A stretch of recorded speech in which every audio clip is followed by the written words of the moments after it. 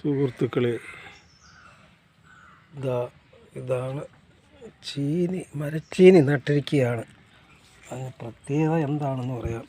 പ്രത്യേകത എന്ന് പറയുമ്പോൾ നട്ട് കഴിഞ്ഞ് ഇത്രയും കിളിച്ചപ്പോൾ അതിൻ്റെ ചുവട്ടിൽ മണ്ണിന് മുകളിലുള്ള ഭാഗത്ത് നിന്നും കണ്ട ധാരാളം വേരുകൾ ഇറങ്ങിയിരിക്കുന്നത്.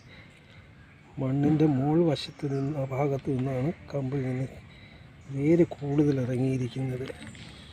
ഇനി അതുപോലെ മറ്റ് രീതിയിൽ കാണാം.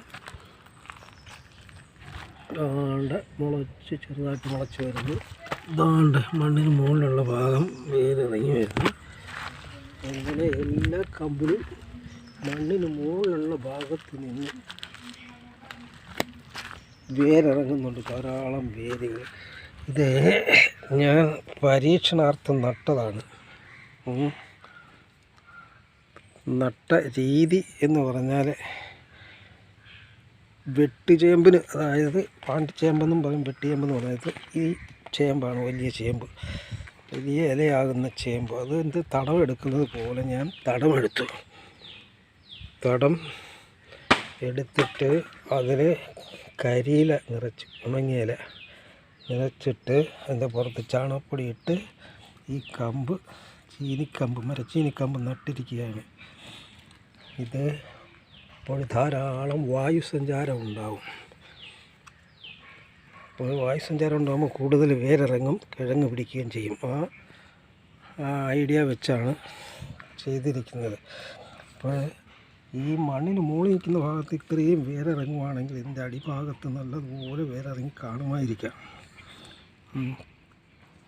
അപ്പോൾ താഴെ നടുമ്പോൾ ഇതിൻ്റെ അടിഭാഗത്തെ മണ്ണിൻ്റെ മുകളിൽ വയ്ക്കുകയേ ഉള്ളൂ, കുഴിച്ച് വയ്ക്കുകയില്ല.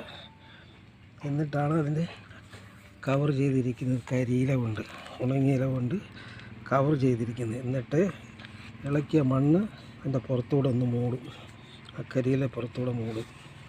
അപ്പോൾ ഈ ഇറങ്ങിയ വേര് ഇനി മണ്ണിട്ട് മൂടും.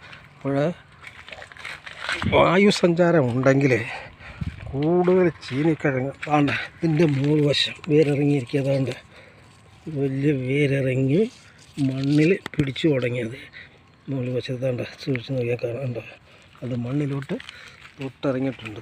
കാരണം വായുസഞ്ചാരം കൂടുതലുണ്ടെങ്കിൽ അതിന് കൂടുതൽ വേര് ഉണ്ടാകുമെന്നാണ് എനിക്ക് തോന്നുന്നത്. അതിനാണ് ഇങ്ങനെ പരീക്ഷിച്ച് നോക്കുന്നതിന് വേണ്ടിയാണ് ഞാൻ ചെയ്തതാണ്ട്.